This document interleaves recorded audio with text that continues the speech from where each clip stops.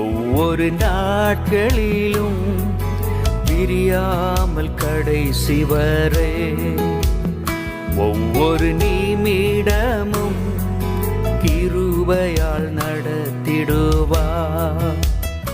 கர்த்தருடைய பரிசுத்த நாமம் மகிமைப்படுவதாக.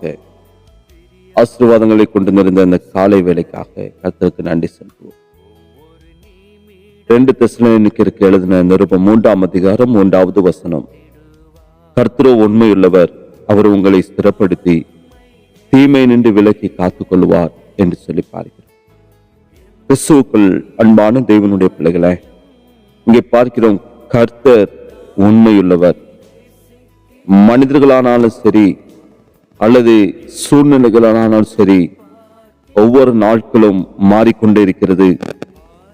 ஆனால் கர்த்தர் நமக்கு கொடுத்திருக்கிற வாக்கு தத்தங்களானாலும் சரி, வாக்கு தத்தங்களை கொடுத்ததான கர்த்தரும் அவர் என்றென்றும் மாறாதவராக காணப்படுகிறார். நாம் பலவீனப்படுகிற பொழுதோ அல்லது பலவிதமான எதிர்ப்புகளை நம்முடைய வாழ்க்கையை சந்திக்கின்றதான பொழுது, அவருடைய அந்த உண்மையுள்ள தன்மையானதுதான் நம்முடைய நம்பிக்கையினுடைய அடிப்படையாய் காணப்படுகிறது.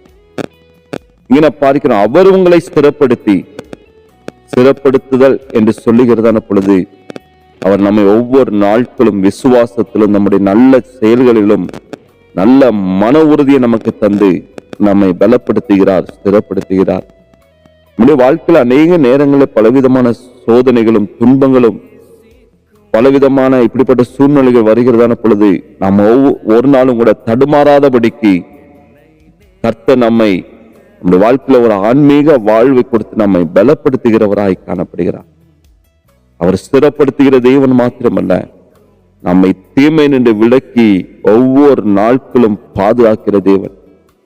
இதை கிரேக்க மொழியிலே பார்க்கிறதான பொழுது, இந்த தீமை என்பதான அந்த வார்த்தைக்கு தீயோன் என்று சொல்லுகிறது. தீயோன் என்று சொன்னால் பிசாசையும் சாத்தானையும் குறிக்கிறது. நம்மை சுற்றி காணப்படுகிற கெட்ட மனிதர்களானாலும் சரி, பொல்லாத சூழ்நிலைகள், பிசாசினுடைய தந்திரங்களிலிருந்து கர்த்தர் நம்மை பாதுகாத்து நமக்கு ஒரு தெய்வீக பாதுகாப்பை அவர் கொடுத்து வழிநடத்துகிறார். இந்த வசனத்தை எழுதினதான அப்போஸ்தலனாகிய பவுல் தெசலோனிக்க சபைக்கு இந்த நிருபத்தை அவர் எழுதுகிறதான பொழுது, அவர் பொல்லாத மனிதர்களாலும் எதிர்ப்புகளாலும் அவர் பலவிதத்திலும் நெருக்கப்பட்டிருந்த ஒரு சூழ்நிலை. எல்லாரிடத்திலும் விசுவாசம் இல்லை என்று சொல்லி 2வது வசனத்தில் அவர் குறிப்பிடுகிறார். 3வது வசனத்திலோ மனிதர்கள் உண்மையற்றவர்களாக காணப்படுகிறார்கள், ஆனால் கர்த்தரோ உண்மையுள்ளவர் என்று சொல்லி தேவனுடைய அந்த தெய்வீக தன்மையை கொடுத்து அவர் அங்கே எழுதுகிறார். இந்த கண்பான தேவனுடைய பிள்ளைகளை, சூழ்நிலைகள் நமக்கு எதிராக மாறுகிறதான பொழுது அல்லது தீமைகள் நம்மை சூழ்ந்து கொள்ளுகிறதான பொழுது, கர்த்தருடைய பாதுகாப்பானது தேவனுடைய பிள்ளைகளுக்கு என்றும் காணப்படுகிறது என்பதை நீங்கள் நினைவில் வைத்துக் கொள்ளுங்கள். நம்முடைய சொந்த பலத்தினாலே நாம் நிலைநிற்க ஒரு நாளும் முடியவே முடியாது.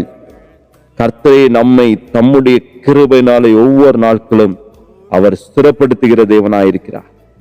நம்மை ஸ்திரப்படுத்துகிறவரா, அது மாத்திரமல்ல, தீமை நின்று நம்மை விலக்கி பாதுகாக்கிற ஒரு கர்த்தராக காணப்படுகிறார். அந்த தேவன் வாக்குமாறாதவராய் காணப்படுகிறார். வாக்கு கொடுத்தவர், வாக்குமாறாதவர். உங்களை ஒவ்வொரு நாட்களும் பாதுகாத்து வழி நடத்துவார். ஜெபிக்கலாமா? நேசிக்கிற அன்பின் நல்ல பிதாவே, இந்த காலை வேளைக்காக நன்றி செலுத்துகிற ஆண்டவரே, நீர் எங்களை சகல விதமான தீமை நின்று பாதுகாத்து நீர் எங்களை சிறப்படுத்தி பாதுகாக்கிற தேவனப்பா, உமக்கு நன்றி செலுத்துகிறோம். பலவிதமான இக்கட்டான சூழ்நிலையில் காணப்படுகிற தம்முடைய பிள்ளைகளை என் தேவனை சிறப்படுத்துவீராக, பலப்படுத்துவீராக.